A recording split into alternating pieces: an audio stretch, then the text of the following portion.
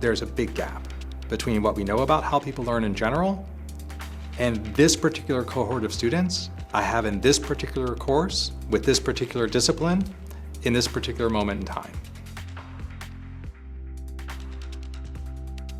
So we live in a golden age of understanding of how people learn.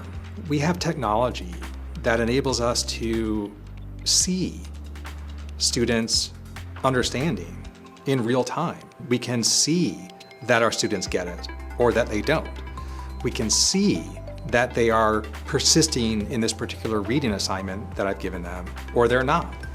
We can see that they showed up to class or they didn't. So we can actually calmly consider what that is telling us about our choices as an instructor and about the success or lack of success among our students. So you can create technology-rich assessments much more easily than you could 15 years ago. You can do it with technologies like Top Hat. We can do this very simply with a polling question. We can ask them in real time to solve a problem. We can do think, pair, share activities. We don't have to grade all of these things. We just want the data, and we want to give them the opportunity to apply and see that they've got it or that they don't.